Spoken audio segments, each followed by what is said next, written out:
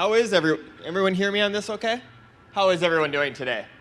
Good. My name is Douglas Darby. I'm the co-founder and outreach director here at Rise Together. And I want to give you guys a brief overview of what you're going to see in the next hour here today.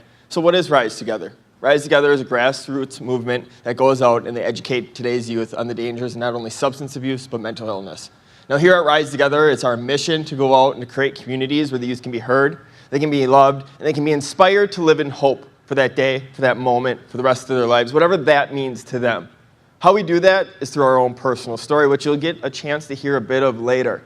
But I also want you to know that this isn't a just say no message, that this is about kids, today's youth, asking for help at a younger age. I myself am a person in long-term recovery. I know that I've made many poor decisions in my adolescence, but I want you to understand that when I was 14, 15 years old, I never once said when I grow up I wanted to be some junkie. That wasn't my goal in life. That wasn't a part of my 5-year plan, but that's exactly what I lived for 8 years of my life. Today is not about telling kids to be like me, not even today. It's about having kids be better than what I ever was, even as I stand before you today. So Rise Together, over the past 3.5 years, we've been able to educate over 125,000 students across the Midwest, across the nation, mainly right in our hometown of Wisconsin, our backyard. And that's where we took this fight. We took this fight to our backyard because we saw between about a 5-year span that we had a 90% increase of opiate-related overdoses throughout our state. It started 2 friends getting together and going out and sharing their own personal story in the hopes, as corny as it sounds, that it would save what? 1 kid, right? I hope that you see after today a little bit more clearly on what that looks like. But I think for you really to get that understanding, to really truly know what Rise Together is, you need to not only understand what our organization is, but you need to understand who we are.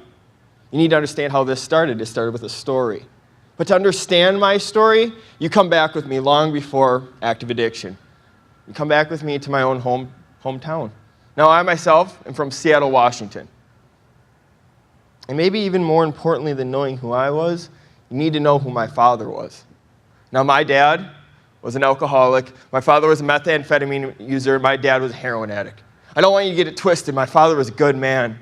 He was a loving husband. He's a caring dad. He was a Vietnam vet that served this country. And as I stand before you as a 32-year-old male, there is nobody else that I'd rather pick in this world than my father, Danny Darby. Now, at a very young age of about 2 years old, my mother had seen where the progression of addiction was going, not only my father's life, but what it was doing to the family. She made one of the hardest choices I believe she ever made in her life. She looked my dad in the eyes and said, what? Danny, you're going to get sober, or you're going to lose your family. Now, at the time, my father was not strong enough. My father was not willing enough to find that sobriety in his own life. He made one of the most unselfish acts that any father could make. He looked my mother back in the eyes and said, Tammy, you do in fact need to take Douglas and go. And that's just what my mom did. She packed us up, she put us on a plane, and she flew us to Green Bay, Wisconsin, her hometown. I'm happy to tell each and every one of you that shortly after, my father did find that recovery in his life.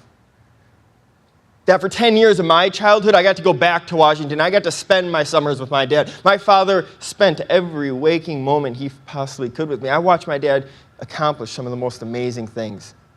He went on to be a pillar in the 12-step community, to give back to the still struggling addict. I watched him go on to own his own business, to create a new family, he had his baby boy, myself, in his life again. But when I went out there as a 13-year-old adolescent, for the first time in my life, things were just a bit different. Now, at 13, I didn't have the education, I didn't have the knowledge, I didn't have the know-how to understand addiction in its entirety. Like, I didn't know things like, just because my dad was sober for 10 years, it didn't mean he was cured. I sure as hell didn't know at 13 years of age that just because addiction is a generational disease, that I too could fight for my own life in the battle known as addiction. But when I went out there and I heard comments, small things like, I lost my leather jacket last night, I must have left it at the bar. Well, in a 13-year-old's world, I knew one thing. My mother had a rule, and it was a very simple rule. If my dad was using, I didn't get to see him. There was no gray area. It was black and white. So my dad took me to the airport at the end of that summer. And like every summer, he wore sunglasses. Very simple reason as well. He didn't want his baby boy, myself, to see him shedding tears. And I remember that summer, I asked my dad to take those sunglasses off, and as he did, I watched tears go down his face. I very simply stated to my dad, Dad, You lost Mom. Please don't lose me too. And why that's so hard to say even 18 years later is because those are, in fact, the last words that I ever said to my father face to face.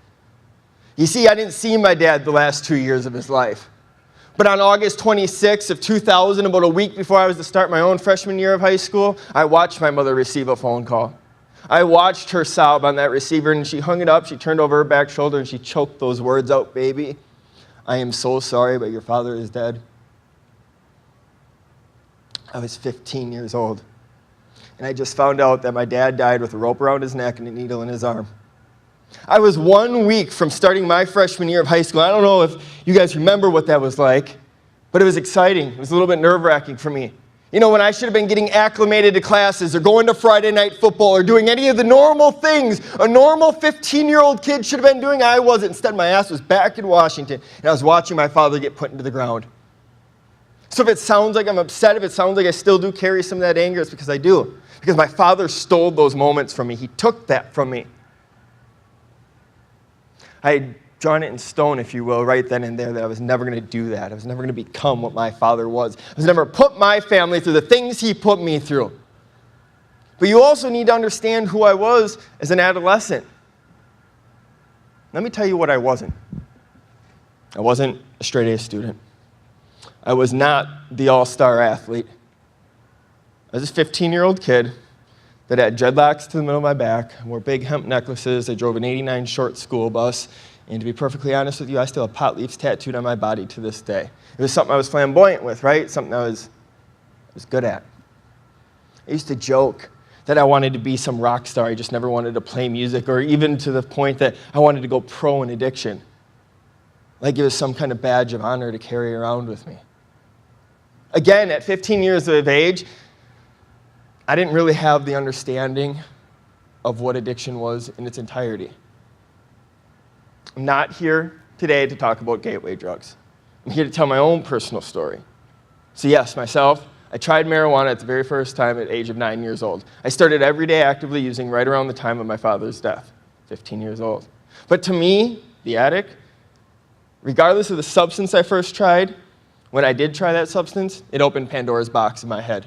I tried it, I liked it, and I thought, man, I wonder what else is out there. And over the next 4 years of my high school career, the more I tried, the more I liked, and the more I liked, the more I tried.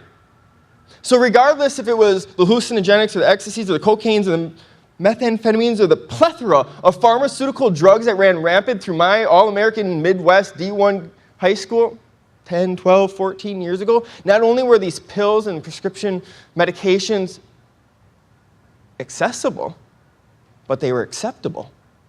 Because that education lacked, I had excuses like a doctor prescribed it, how bad could it possibly be? Because I didn't know at 15 that a simple Vicodin pill was the same high, the same makeup as putting a syringe loaded with dope in my arm. I was not taught that. I didn't know that the Vicodin, Percocet, Oxycontin, oxycodone, Dilaudid, fentanyl, methadone, morphine were all just synthetic heroin. I wasn't taught that. I did not know that. How I was introduced to Vicodin? A buddy showed it to me, and I said, what does that do? And he said, it's like smoking 10 joints. And you know what? When I took it, it's exactly how it made me feel. So that's the information that I believed. Because I started using at such a young age, as many of you know, and it's been up here on many different slides earlier in this day, because I started using at such a young age, I stopped progressing, mainly emotionally and mentally. Those things are things that have carried with me even into my adult years. Because I get it, guys. We can talk about heroin, right? We can have that word. We can say heroin, and what do we associate with that? Well, we associate with things like needles and disease, and overdose and death, and crime and incarceration. We think of heroin, and we go, people go to die on that drug. People use that drug at the end of their rope. But when I tried it a week out of my senior year of high school, because I was already physically and mentally addicted to pharmaceutical pills, well, it wasn't this huge leap into the world of the unknown, right? For me, it was just a small step. And again, because I started using at a young age and stopped progressing in those mentalities, I still had all the excuses that went along with a 15-year-old child, even though now I was an 18-year-old adult. But now instead of a doctor prescribed it, how bad could it possibly be? Now it's things like, don't worry, at least I'm not putting a needle in my arm. I still have things under control. I tell you what, I put a needle in my arm for the very first time at 20 years of age. And I thought for the first time that it had become full circle, that the monster known as my father when he was in active use was now my own burden to carry. Still, the naivety of it was that I never understood what the next 5 years of intravenous drug use would really look like. I mean, I could have just stood up here and I could have just rolled up my sleeves and showed you the scars on my arms and showed you what it was, right? We could have talked about the tip of the iceberg. But what about all the underlying trauma, the things that I went with, the things that made me go out and search for these drugs, to search for an escape, to search for something to relate to, for something to be good at, for something to hold on to. And you know what? I found it. We're not going to talk about those 5 years of intravenous drug use, because not a whole lot happened. I spent a lot of time in and out of jail, and I spent even more time in various bathrooms shooting dope. That was those 5 years, but I want to take you to a date, August 26th of 2010, 10-year anniversary of my father's suicide. Now, you can take this part in my life, and you can call it a cry for help, you can call it a coincidence, you can call it what you would like, but this is how that morning played out. I woke up, broken, brought to my knees by the disease of addiction, strung out and broke. It was a beautiful August day. I went outside, I got in my vehicle, I drove a short 3-minute drive to the nearest Walgreens pharmacy. I walked in, I put the fear of God into some poor, undeserving woman, and I demanded OxyContin. Now I went home, got high, and turned on the news, and yeah, there I was, plain-faced. The insanity behind it, I didn't even wear a mask. I went home, and I watched myself on that news for 5 days. 5 days of a matter of not if I went to prison, just when, right? You know what I did on that 5th day? I went out and I robbed another one. And the only way that I can really bring that insanity to light from you is the fact that at 25 years of age, guys, I accepted the fact I was going to die a junkie. Maybe not even accepted it. Maybe by 25, I was already welcoming it. My door was kicked in on September 9th of 2010 by the SWAT team of Brown County for the 3rd time in my life. By this time, I was already a 3-time convicted drug felon. And it wasn't my first rodeo.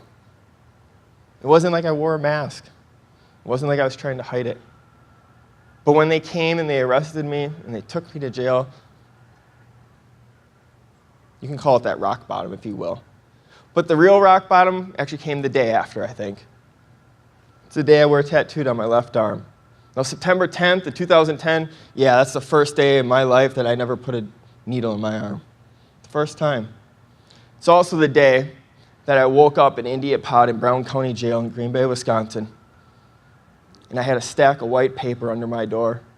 Now, for any of you that have been to jail, you probably know what those pages are. Within those pages were my charges. Those charges had numbers attached to it, and those numbers represented years of my life. And as I flipped pages and added years and added years and added years, when I got to the end, I found out I was facing 88 years in prison. I was 25 years. I was facing 25 years on repeaters alone, because in the great state of Wisconsin, if you're even charged with 2 felonies on a 5-year basis, you're known as a habitual criminal. That's exactly what I was. September 10th of 2010 is the day I stood for count in Brown County Jail, and when that cleared, I walked my butt to the showers. I took my own jail pants off, I wrapped them around my own throat, I strung them up in the shower, and I attempted to take my own life. And as I sat there dying in that shower that day, well, there wasn't hope. There wasn't a light at the end of the tunnel. I just wanted the pain to stop. Now, I need to show you how exactly full circle this story comes for me, because I didn't stand up on my own free will that day. I stood up because of my younger brother. You see, I have a baby brother. His name's Andrew. My baby brother is 10 years younger than I am. And as I was dying in that shower that day, my baby brother was in the very first week of his freshman year of high school at my alma mater. The one thing, almost a decade to the date later, that I said I would never do, I'd never commit, I'd never put my family through, I was in fact doing. So yeah, it was because of Andrew, it was because my younger brother Mitchell and my youngest sister Alyssa, those 3 kids, that gave me what? Unconditional love and random acts of kindness. Now, they didn't get me into recovery. They sure as hell didn't keep me in recovery. But they gave me the ability to have some clarity for a moment to say, I could do better. I deserve better. Now, I stood up that day in that shower.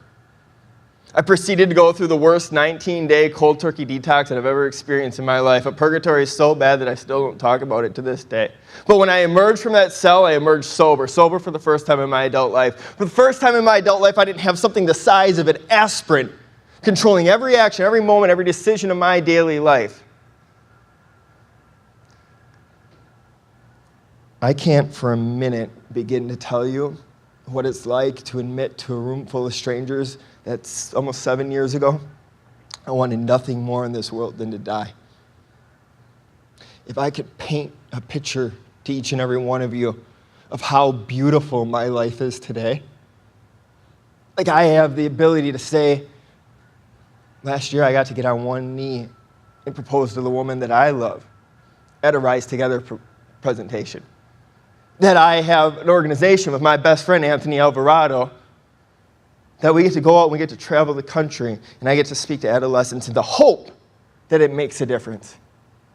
In the hopes that I can meet them where they're at. In the hopes that I can stand before them as their peer, and that not only can I reach them, but I can relate to them. Because when I emerged from that cell, guys, now yeah, granted I emerged sober, but not everything just magically got better. I still went to prison, and rightfully so. But on sentencing day, I didn't take a plea, I didn't take it to trial. For the first time in maybe my entire life, I took some accountability. I stood up and I said, Your Honor, if I was never a junkie, would I have been in those pharmacies that day? Of course not. But damn it, I was raised right. My mother taught me right from wrong. On those days, Your Honor, I chose wrong. I asked for one chance, half a chance, if you will, to live my adult life sober, and Judge Zeidenmelder granted it to me on that day. He sentenced me to 5.5 years in prison, and he gave me that beautiful silver lining. He looked at me and said, Young man, I'm going to give you the ability to earn, and I stress, earn your release early. Well, what that looked like for me was after 2.5 years of incarceration, I got the ability to go to a treatment facility program, a 6-month inpatient treatment facility program, intensive 16-hour days of AODA, criminal thinking, anger management, rational thinking, cognitive thinking, schooling, surrounded by what? A military-style boot camp. It was a 6-month program, 6 months, 180 days, and I go home. 6-month program took me 7.5 months to complete. Why? Because I didn't give a shit what some piece of paper on a wall said. What did they know about me? What did they know about losing their father at the age of 15? What did they know about addiction? What did they know about incarceration? What did they know about a sexual assault that happened to me as a small child? But you know what? That trust started to build. Those walls started to come down. But why I bring this point up in our conversation is because Rise Together goes out and we advocate for more treatment services. Because if we take a look at it in its entirety, I know in my state of Wisconsin, even with the best insurance, you're basically going to get about 28 days of treatment. Well, I just told you that I went through 19 days of a cold turkey detox, where I couldn't make it to the bathroom, let alone could I make it to a meeting or to a group session. I was incarcerated, sober incarcerated for 2.5 years before I went to treatment, and it still took me 1.5 months to buy in. I'm not saying that the system is broken, I'm saying that it needs to get better. I'm saying that for something to be broken, it had to work in the first place. I had to become a 7-time convicted felon to go to a 6-month inpatient treatment. And you know what? Most of it, if not all of it, is my fault. And I know that. But guys, if it wasn't for that treatment, if it wasn't for that programming, I would have got out of prison about 14 months ago. Instead, I've been out almost 4 years. I got a best friend, business partner. I'm living my dreams. But what that took, what that looks like, is the understanding that we have work to do. It's the understanding that we still go out and put our best foot forward. It's the understanding that we do this together, because I'm going to tell you what, a program isn't going to fix your community. Not even the best one, but relationships will. But if we can't relate to the students, how do we expect them to react back to us? How do we keep that open dialogue going? I hope you learn a lot from this, and I hope you come up after and you continue that networking. When Anthony Alvarado and I got started 3.5 years ago, we literally had people in our state saying, not only shouldn't you do this, but you can't do this. As a person in long-term recovery, you cannot go out and share your story. And we did, and we kicked the door down when we did it. And it's been an amazing ride, and it's been fantastic throughout. But the hopes is to keep it going. The hopes is to have a 15-year-old kid come up and have the courage that I never did. It's to go up there and say, look, I'm not here to tell you how to live. I'm not here to say if you've drank a beer or you've smoked a joint in your life that you're going to grow up, you're going to be some junkie, and you're going to go to prison like I did. Again, it's a simple understanding. We've all heard, learn from others' mistakes, right? Well, in this presentation, we just ask that you let us be the others. I have to thank each and every one of you for inviting me here today. This is what keeps me sober. This is the accountability that I have to carry day in and day out with the responsibility of sharing my story. I can't tell you how impactful it was to go through the lineup of speakers and see the amount of talent that I got to share here today. Now, I don't have any fancy letters behind my name, but I do like to joke that I have a master's in addiction and a minor in incarceration. That wasn't on the pamphlet. But in all honesty, guys, we're all one, right? We know that. I'm not up here telling you anything new. But I am asking that you go out and you put your best foot forward, even beyond what you're doing today. And if you're sitting there honestly going, what can I do any more than I already do? Well, I always go back to this. Just think about it. I'm just some junkie up here talking. Thank you so much, guys.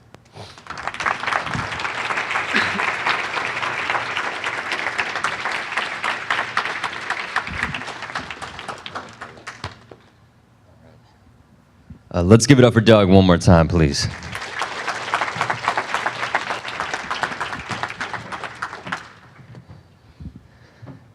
So I know sometimes as a speaker, we really try to prepare for whatever comes up, whether it's technical issues, conversation, bringing something new to the table.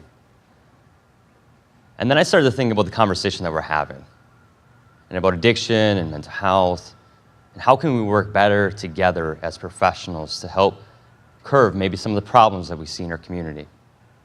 And I think sometimes we get so down that road that we forget about where it started. So I thought today it would be so important to remind you what a person in recovery can do while in recovery. If we just give people more opportunities, more treatment, more prevention, more recovery support services, we can indeed save millions of lives. As prepared as I was for this today, I didn't expect what happened just moments ago. So as I was about to walk on stage, I received this message. It's from my mom, and she said, "Hey, Ant, I just want to let you know that your brother's good friend died of an overdose last night.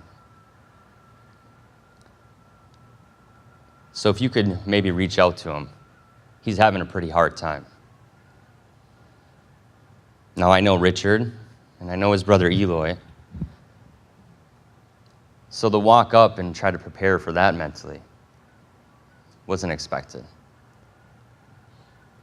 But I think it's a thoughtful reminder of why this is so important. I think for me, that's where the passion comes from. You know, I am sick and tired of losing friends and family members. I feel a little off my game right now just hearing that message come through. That wasn't something planned. That wasn't for the presentation. That's just reality. Stark reality, way beyond statistics and numbers, but more in the senses of a person. And that's why I try to introduce myself as a person in long-term recovery. I'm a person first. My recovery is there. Addiction does not define who I am. It is only a small piece of my story. And just to remember that, behind all this, there's families. There's brothers, there's sisters, cousins, uncles, grandparents. good times and experiences, joy and happiness and compassion and heart. There's people. Just like me, just like you, and just like you, or anybody in the room. So I want to try to make sure that you understand the point that I'm making before I continue. So at first, I want you all to stand up, just because I'm going to let you stretch out a little bit. This morning's been pretty awesome, but a lot of information in conferences, right? And you can stretch, you can put your arms over your head for a second, you can kind of twist around a little bit, move your body around. Don't worry, lunch is coming. And then I want you to just take a moment, and each and every one of you, I want you to close your eyes. And I want you to put your hand on your heart. And I want you to think about a loved one, or maybe a person that you work with, somebody that is struggling today, or maybe somebody that you've lost. And I want you to think about that person, whether it's a young person, it's a family member, it's a son, it's a daughter, it's somebody in your family. And I want you just to say internally, I wish that person to be well. I hope they can be happy. I want them to live. And just think about that for a second. That's what's important. That compassion, that heart, that feeling that you have right now. You can open your eyes. It's important to set back and have that moment with each and every one of you, because I think that can drive us through some of the most impossible tasks that we have as professionals. It isn't easy to walk on stage hearing about a friend that has just died late last night. It isn't easy doing the work that we do as professionals. A social service, a public service, fighting stigma, fighting realities that are almost impossible, a mountain to climb, that we may never see the top, but together we can at least start climbing different sections of it. And that's why this is so important today. You can sit back down.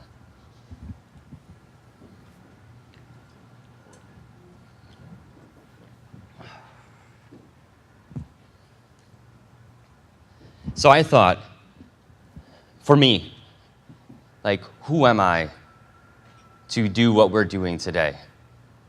You know, where did it all start? What happened in my life? Yes, I'm a person in long-term recovery. I'm so thankful to be there today. Tomorrow could be different. But today I can say I've almost been in recovery for 5 years. And to me, that's important. And I found recovery 8 years ago, actually going on 9. And yes, I relapsed throughout that time. But to be able to identify the reasons why and what happened and areas that I needed to grow, and looking at my life today and what is helpful and what is not helpful, and how that is impacting even my children, both my son, 14, Gavin, and my daughter, 12. Believe me, they're at some really awesome ages. And I say that with a smile is because my children are not too far away from maybe making some very difficult choices in their own life. They're both going through puberty, their hormones are raging, they're trying out all kinds of things, and no matter what I say, they just kind of want to be like, nah, I'm going to prove you wrong, right? And I can get on my little pedestal, and I can be like, well, according to research, and they're like, Dad, stop. It's just not working, you know what I mean? But you know what does work is that connection. That safe place at home where my son or my daughter can reach out for help and not be judged, and to be listened to more often, and to ask questions. What's the reason why? Versus, I'm going to preach to you and tell you what to do because I know all, right? And when we can come from that place and we meet them where they're at, as professionals or as parents or as loved ones, then we can really, truly start to navigate what they want to accomplish in their own lives, and maybe encourage them to make healthier decisions. So when we started to speak out just to say, hey, nobody's talking about this at home, and people need to be. And people don't need to be afraid to talk out so openly about the recovery. And in fact, if we can celebrate the fact that we're in recovery, not only is that more appealing to others in recovery to sustain it, but it might even be more appealing to those that are younger. To live a lifestyle of being clean and healthy and sober. Sobriety to young people might not sound that appealing, but if we were celebrating it, maybe we can engage them just a little bit more. So there's a lot of questions that I had. How can we really be creative and innovative and bring new ideas to the community? Last year when I came here, I was talking more about the conversation that school speaking is dead, and I run a school speaking program. And the reason I say this because of all the reasons that you already know. It's ineffective. It's not the right approach. It leaves kids at risk. We can put them in more crisis. But what if the conversation changed? What if the conversation came in and came from a place of, yes, we can make it relatable through our personal stories. We can get people to listen, but more importantly, we can get people to ask for help. At an earlier age, ask for guidance. I get thousands of students on a monthly basis that are saying, you know, I lost a loved one due to drugs and alcohol. I've known a friend that has, committed suicide. I have been abused or have seen some type of trauma. I have, a person, a best friend that's deeply involved in suicidal tendencies and self-harm, and the list kind of goes on and on and on. But the conversation isn't that when we leave those large auditorium settings or a small workshop setting or any public environment that, well, thank you for giving me more education on drugs and alcohol. It's more or less like, thank you for thank you for helping me not feel so alone. Thank you for listening. Thank you for paying attention. I'm not in there trying to tell people what to do or what to say. We're just giving them an opportunity to speak out. And I thought that maybe might start making a difference. So what do we really do? Well, this isn't I don't want to do like a sales pitch kind of thing, but I thought because we're so new and because we're trying to do things quite differently within the school system to change that system, I thought it was important to at least identify what our organization looks like and some of the impact that we're making. So we do raise awareness on addiction and mental health. We really want students to speak out on the things that they care about. So like I mentioned, sometimes they talk about bullying, sometimes they talk about drugs, alcohol, self-harm. I mean, these kids are literally telling me stories, and as professionals, that are somewhat almost impossible to listen to at a small, young age of 14, 11, 12 years old, or even sometimes younger. These students are experiencing a great amount of trauma, abuse, sexual assault. And the one thing I love, though, about my job is when I actually get a chance to hear a young person come up to me after the presentation, have a one-on-one conversation with them and say, this is the first time that I felt comfortable actually talking about what's going on at home. And to be able to take that person and mentor them and coach them and provide them with resources that are available has helped to save lives. In a place that non-traditionally does not speak about these type of subjects as often as we probably could. Now, sure, if I could do anything, I would love if more people would be willing to speak out at a young age. I would love as when you engage them, you had the resources available in your community, at the school and externally, and even at home. Well, then why don't we work towards that? So we can provide a curriculum that is long-lasting and consistent and educational and relatable. And we can work on programs that can educate and engage and empower students to not only share their story, but also to drive them towards purpose. And continue to develop peer models that really allow teens to support each other.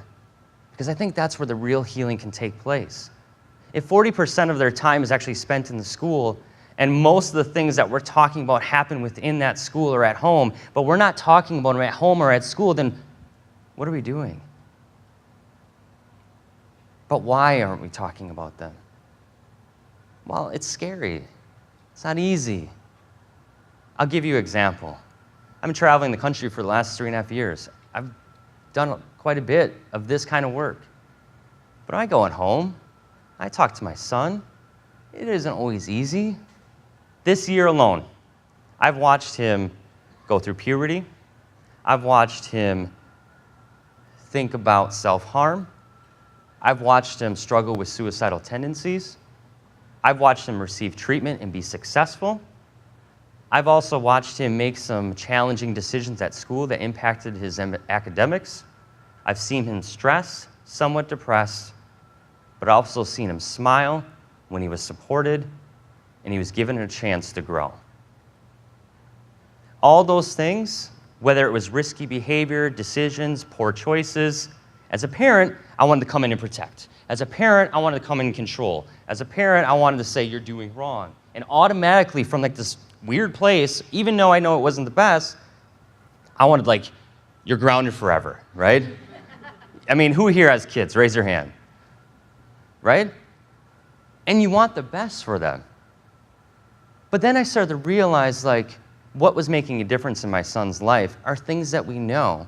So he had a support group at the school. He had a trusted group of teachers that he could go to when he needed. It was called the Tier 3 program. It was great. He also had a safe place that we created at home where we could talk about certain things like sex, drugs, alcohol, self-harm, suicide, relationships, dating. And it wasn't just one time and, yes, that conversation's over. And when he did make poor choices, we tried to more often build a connection and understand why, and then move into a place where we could start making more positive, healthy decisions and create more positive, healthy outlets. He loves basketball. He loves being around people. He loves expressing himself and singing and all these different things. So I try to encourage those things. It blew my mind when, I found paraphernalia in his room this year. But again, we walked through it. We asked why. He wasn't punished. He was more or less educated and empowered to start making a better choice. Now, I wanted the ground for the whole summer. And believe me, I'm scared for his future and what decisions he might make, but I realize that my family is riddled with addiction. But when I'm able to raise awareness at home, talk about drugs over the dinner table, it's very likely that we can prevent him from going down a path that I went down. More likely. Not guaranteed. But I think if we're more likely to create that space at home, in the classroom, well then we would have a healthier community. So we do deliver programs to try to accomplish that. Now I'm really, really proud. If you go on We All Rise Together, which you have the information in your pamphlets, and you go to the program section, you can see our school speaking program, our student-led 21-day curriculum, which is super awesome, which I'm going to talk about in a little bit. We have parent workshops, corporate trainings, messaging trainings. We do things around recovery, and we do them at a young age, and we find that they're relatively successful. The youth research somewhat shows that, and I'll get into that in a little bit. So seminars, workshops, student-led programs, really fun, exciting, engaging, relatable, up-to-date, and the students are paying attention. So I think we're doing something right. So when you have this, have a safe conversation around addiction and mental health, in more places than not, you can see some really great impact. So for us, we focus on developing student advocates. We focus on developing resilient young leaders. These kids are so passionate, and they're able to come up and not only ask for help, but they're able to say, hey, these are the problems in our community. These are some of the things that need to change. This is what we're looking for as far as education. And believe me, according to the research that we did, they do want more education. They do want more peer support.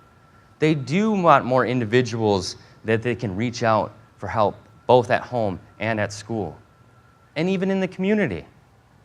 They want to see a stronger curriculum in middle school and high school. They do, and I believe the teachers do too. Who here works in schools? Raise your hand. And I think we've heard a constant theme throughout this morning. Adolescents don't receive as much support as they need. But why is that? Well, that's another presentation, right?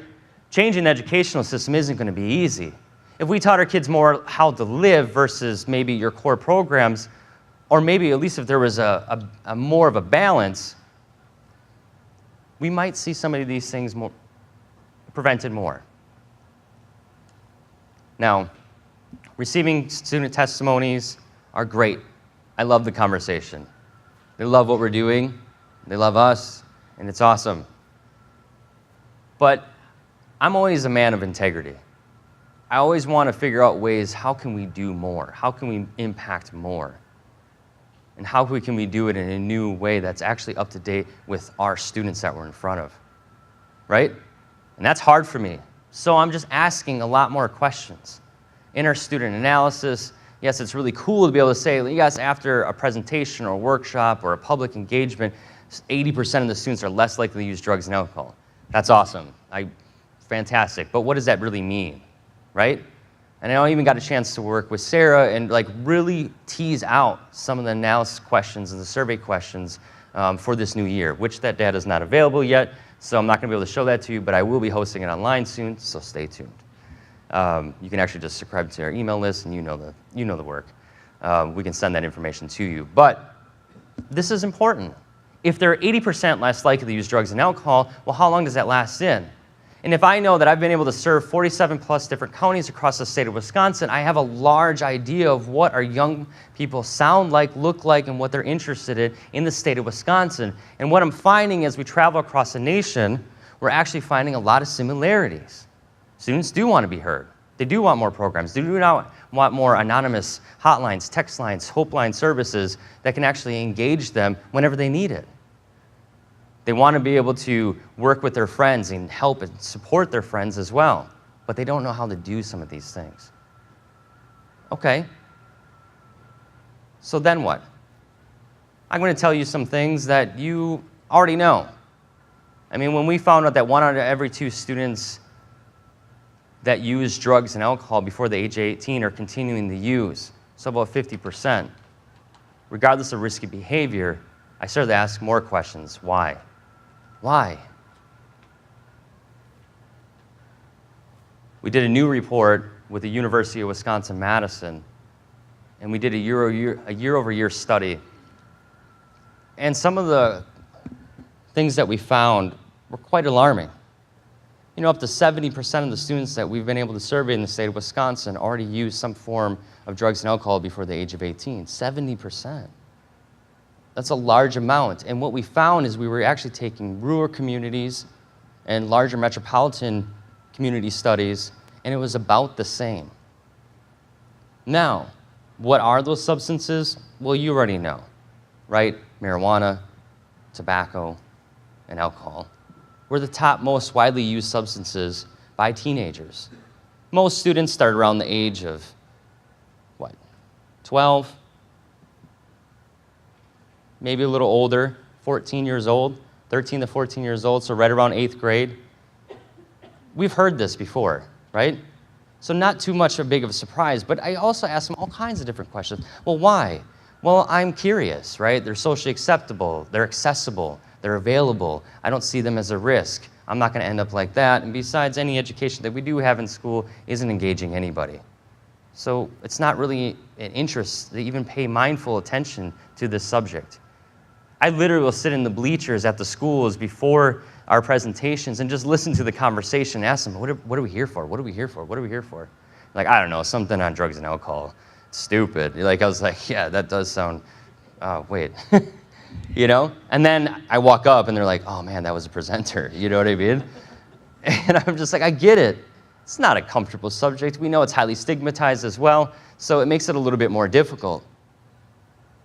But then if I take a look at like 3 or more students are indicating some form of trauma, self-harm, substance use, or mental or behavioral disorders, that's also a huge concern. And then on top of that, that peer use, it's readily available, some of the things that we mentioned before, and a high amount of stress, and low self-esteem, and indication of poor grades, poor academics, not feeling good enough, is always a constant conversation that I hear. Now, don't get me wrong. When I look at national studies, it's comparable. It's almost exactly the same. Yep, they were curious, it's easy acceptable, they don't see it as a risk, and they're not really having that conversation at school, but let's just keep on doing the same thing. So for me, I'm like, we can't do that anymore, because if we have a drug epidemic, a teenage drug epidemic in our country, and nobody's willing to talk about it, it will never change. If we have addiction pandemic in our country of young people and beyond, and nobody talks about it, nothing will change. So how can we simplify it? How can we make it really, really easy? So I figure conversation's key. I keep on going back to it. I read about all these different models and these programs and research, and I'm diving into all this stuff, and I keep on going back to just the power of language. I mean, yes, I'm a speaker, motivational speaker. I hate saying that. You know, I'm really a communicator. And if we can really communicate more often, we do see some positivity. Group therapy, talk therapy. I mean, think about the power of that.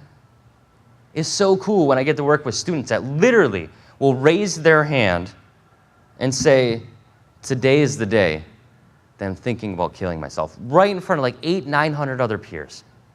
But then be able to take that student, get them in a safe place, talk with them one-on-one or in a group setting.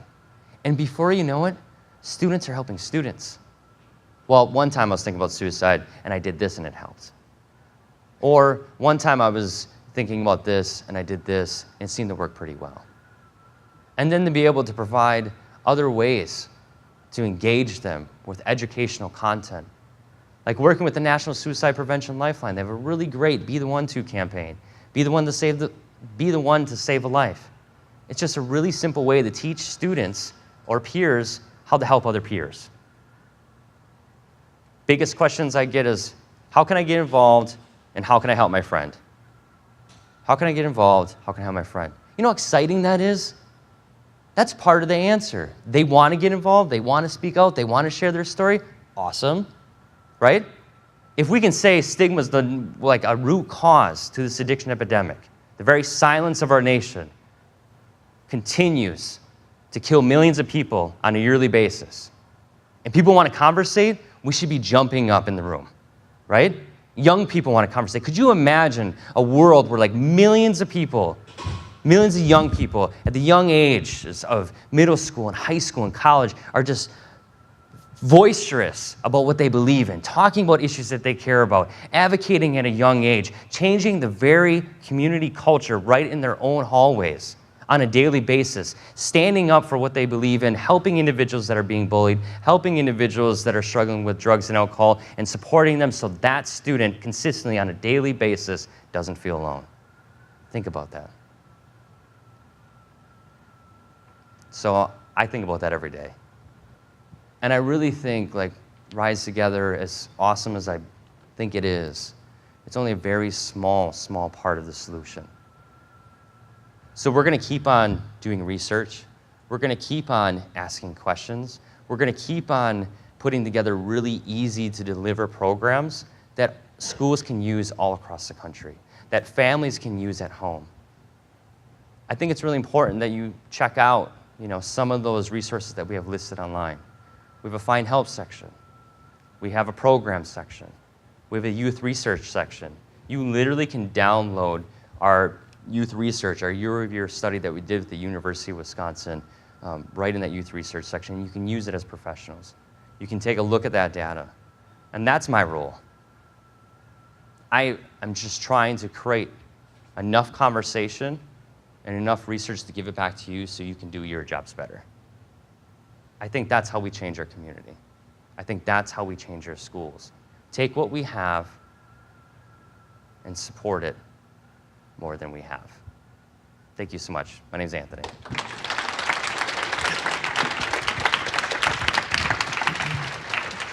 Before we end here, I want to share with you a short story of why I speak. Now, I don't share this everywhere, but I feel it's fitting here. Now, when I had first gotten out of prison almost 4 years ago, I knew that I immediately wanted to go back and at least give back to my own community. So I went to my old high school at Bayport High School, and I went to the principal there, Mr. Michael Frieder, and I said, "Sir, I would like to come in and share my story." He said, "Absolutely, Doug, we'll get you in. We'll have you speak to the freshman class, and how we'll do that is we'll have you speak during the health classes." So I was in the midst of my very second speech that day, or I should say in my entire life, And for the first time, I had somebody crying in the audience. There's a little girl in the very back row. And it threw me for a loop, but I pushed through and I continued on with my story. And afterwards, just like always, children get to come up, they get to shake my hand, ask me a personal question, thank me, whatever they would like. But that little girl was the first one in the front of the line. And she came up and she shook my hand. She still had tears going down her face. And she thanked me for coming that day. And what she told me next forever changed my life. She looked me dead in the eyes and she said, I just want you to know that it was my aunt that you walked into the pharmacy 3 years ago and put the fear of God into. I immediately became very emotional, as you can imagine. I thanked her for having that courage, for having that strength. I mean, this little girl, freshman little girl, literally came up to me and faced her family's attacker. And what power that was. I immediately went to a counselor and said, somebody needs to talk to her before she goes home today. Miss Muriel, the counselor over there, says, Douglas, don't worry, I have it under control. I continued on with my day of speaking. I was scheduled to come back the very next day as well. So I went home that night. Didn't have a lot of sleep, as you can imagine. Got up, went back to Bayport High School the next day, walked in the counselor's office, and the first words out of my mouth was, how is she doing? Miss Muriel said, don't worry, Doug. I talked to her just a few moments ago. Everything's fine. She's great. But I do want you to know that her aunt called this morning. And I immediately had every worst thought go through my head, because I thought back to the last time that I had seen this woman, because it wasn't the day in the pharmacy. It was actually on my sentencing day. It was that day when she stood up and she pointed me out and she said, because of that man, I missed a month of work because I feared for my life. Because of that man, my entire family wants me to go through a career change because they're not comfortable with my safety of what I do today. It was the first time in my own life that I understood truly what a ripple effect was, positive or negative. I immediately had, every bad thought go through my head. Again, I wouldn't be speaking that day. I'd probably be escorted off the premises. I've just embarrassed both my brothers who still go to that high school once again. But I didn't. Instead, for the first time in real life experience, I used some things that I learned in that treatment facility program that I talked about. Things that I rolled my eyes at, like mantras or self-talks. It's exactly what I did in that moment, in that situation. I manned up, I took a deep breath, and I said, what'd she say? She said, Doug, she talked to her niece yesterday. She heard about the accountability you're taking, the message you're spreading. Frankly, all she wants to know is if you're okay. Now, guys, that's called forgiveness. And in my world, in our world, that's called recovery. I thank you guys for being the fire walkers with us, because I've come to learn in this industry that some flames are too big to walk around. You walk through them. It's not, hi, my name is Doug and I'm an addict, because I'm not. It's, hi, my name is Douglas Darby and I'm a person in long-term recovery. And what that means to me is that I'm a good friend. I'm a great son. I'm a productive member of this society, and every day I go out and I put my best foot forward. And some days I go back. But as always, I stand proud, I stand tall. I live with what's on my arm. Endless mistakes, zero regrets. Do I wish my past was different? Every damn day. But it's not. But as I stand before you, I stand happy and I stand proud. I put my fist in the air and I thank you. We are Rise Together. Thank you, guys.